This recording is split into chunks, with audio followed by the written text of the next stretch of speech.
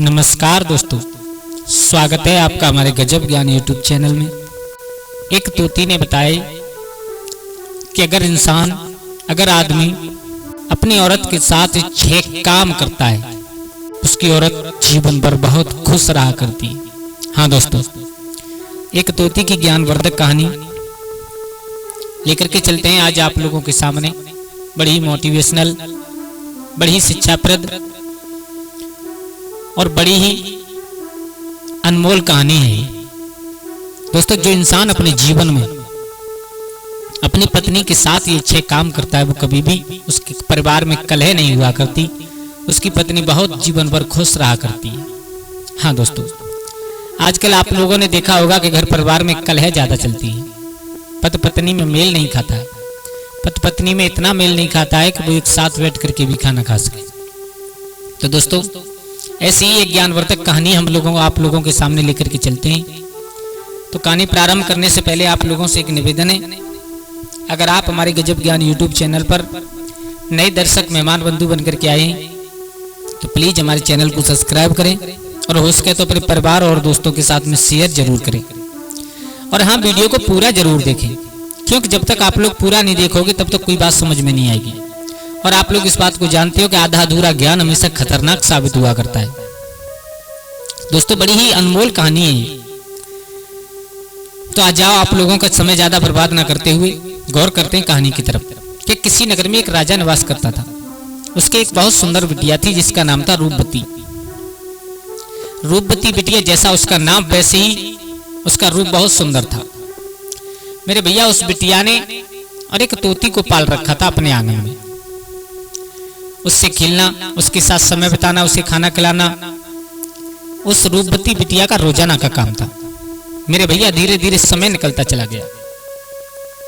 समय कितना निकल गया कि वो रूपवती विवाह के योग्य हो चुकी है। एक दिन रूपवती के पिता ने, यानी उस नगर के महाराज ने, और अपनी बिटिया की तरफ देखा, समझ गए कि मेरी बिटिया विवाह के योग्य हो चुकी है। विवाह की तैयारियां शुरू करने लगे हैं। आप लोग जानते हो कि जब बिटिया विवाह के योग्य हो जाए तो पिता का यह धर्म बनता है, माँ बाप का यह धर्म बनता है कि अपनी बिटिया की शादी करे। दोस्तों, आज उस राजा ने एक बात सोची, मैं अपनी बिटिया के योग्य वर ढूंढने के लिए जाऊंगा संसार में। क्यों ना मैं अपनी बिटिया से ही पूछ लूं कि उसे कैसे वर से शादी करनी है। हाँ दोस्तों, उस रूपवती बिटिया को अपने पास बुलाकर के महाराज ने पूछा, बेटा देखो, बिटिया कभी भी किसी की, चाहे गरीब की हो, चाहे अमीर की हो, चाहे राजा महाराजा, किसी की भी हो, बिटिया किसी की आज तक घर नहीं रुक पाई। और बेटा, तुम विवाह के योग्य हो चुकी हो, हम तुम्हारी शादी करेंगे। तो आप हमें ये बता दो कि आप कैसे वर से शादी करना चाहोगे। उस बिटिया ने कहा, पिताजी मैं आपसे ज्यादा नहीं जानती हूँ, मैं आपसे ज्यादा नहीं जानती हूँ। जैसा आप खोज करके आओगे मैं उसी से अपनी शादी कर लूंगी। फिर पिता ने विचार किया, बोले एक काम करें, एक स्वयंवर का अनुष्ठान करें अपने घर पर, एक स्वयंवर रचवाएं। उस स्वयंवर में जिस बिटिया की इच्छा होगी उसके साथ अपनी शादी कर लेगी। अच्छा बेटा, एक काम करते हैं, एक स्वयंवर रखते हैं और उस स्वयंवर में कुछ थोड़ी सी प्रतियोगिता रखेंगे। जो राजकुमार, जो राजा महाराजा उस प्रतियोगिता में पास हो जाएगा उसके साथ में तुम्हारा विवाह कर देंगे। बोले ठीक है। मेरे भैया, अब तो महाराज ने और अपने आंगन में और अपने राजभवन में एक स्वयंवर रचाया। उस स्वयंवर में एक नहीं 5 प्रतियोगिताएं रखी। सबसे पहली प्रतियोगिता रखी बाण प्रतियोगिता। बाण विद्या में जो निपुण होगा उसके साथ में विवाह होगा। और दूसरा, गायन प्रतियोगिता में भी निपुण होना चाहिए।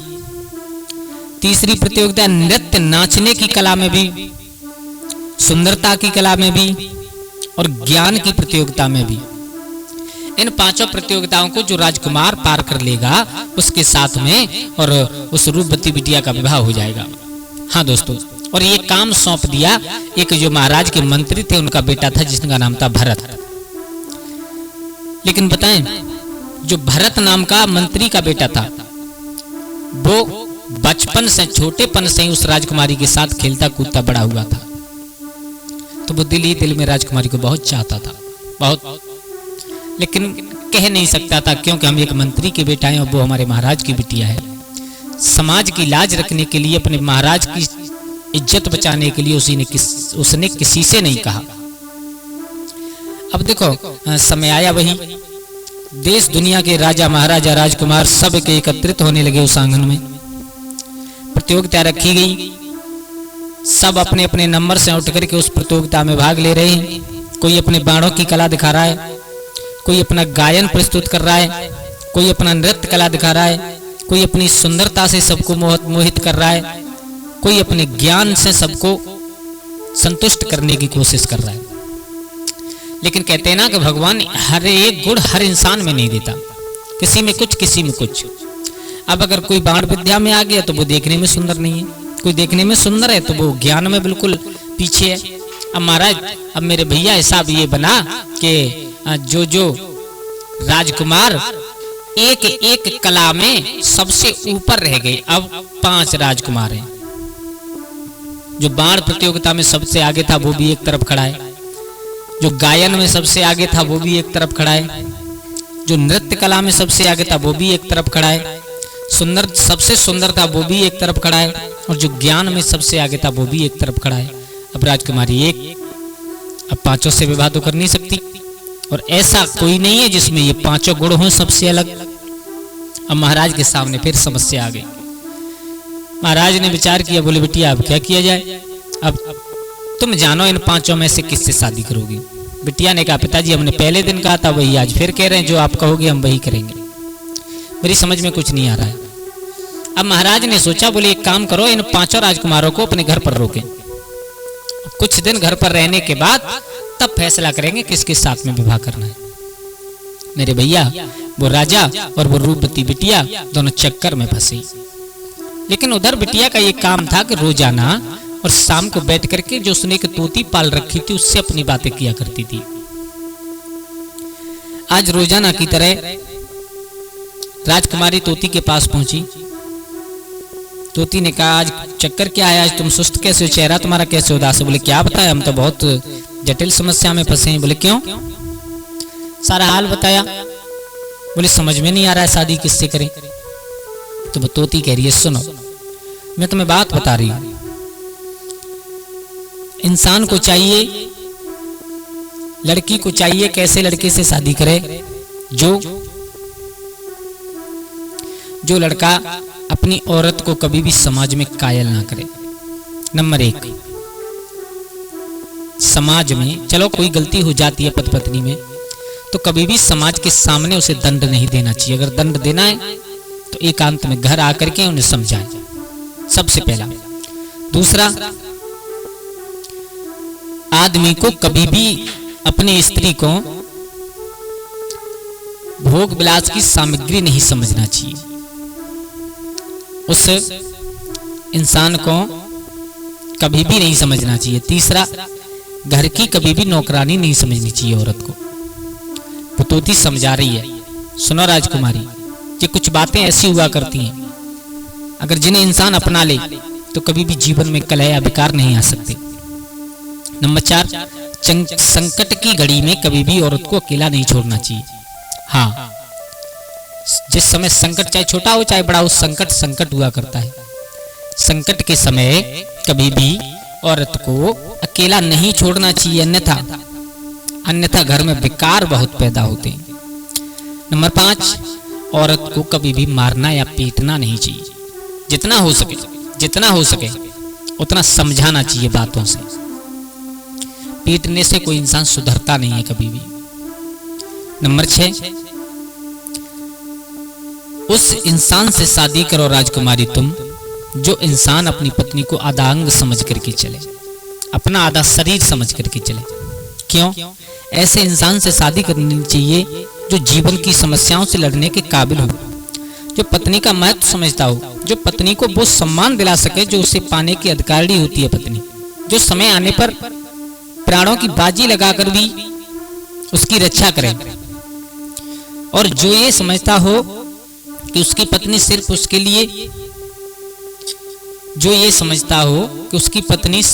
लिए एक सिर्फ और सिर्फ घर में काम करने की मशीन बन करके आई है, उससे कभी शादी नहीं करनी चाहिए।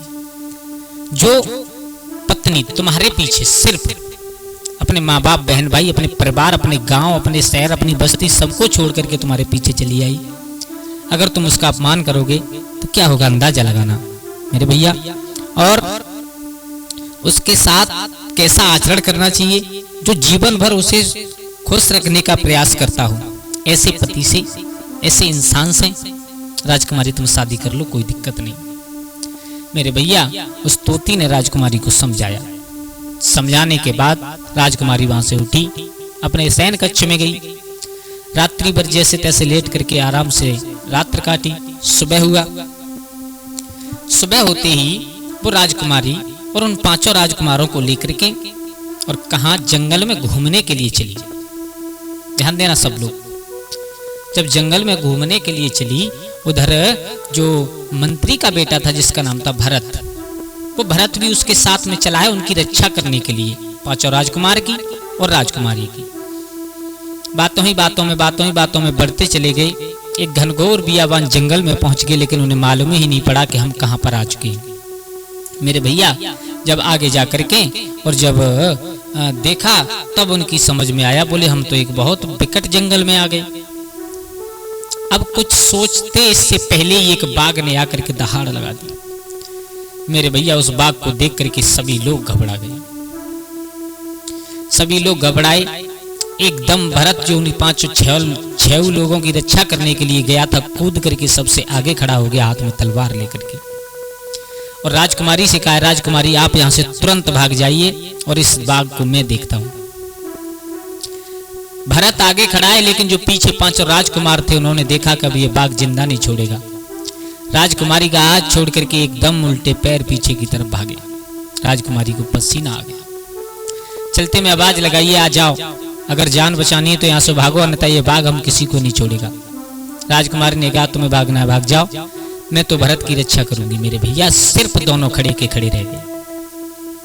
वो 5 राजकुमार वहां से भाग गए। अब एकदम अपनी फुर्ती दिखाते हुए उस बाघ से उस भरत की लड़ाई हुई। मेरे भैया जैसे तैसे किसी भी प्रकार उस बाघ को परास्त किया, वहां से भगाया। भगाने के बाद राजकुमारी का हाथ पकड़ करके घर की तरफ ले जा रहा है, तो राजकुमारी को वही जो तोती ने 6 बात बताई थी उन बातों का ध्यान आ गया। और जैसे ही ध्यान आया तो तब से राजकुमार हाथ पकड़ा था, भरत हाथ पकड़ा था राजकुमारी का। अब अपना हाथ छुड़ा करके राजकुमारी ने भरत का हाथ पकड़ लिया। सारा हाल बताया। बोले इन 5 में से मैं किसी के साथ शादी नहीं करना चाहती हूँ तो सिर्फ तुम्हारे साथ। मेरे भैया घर आकर के महाराज को बताया।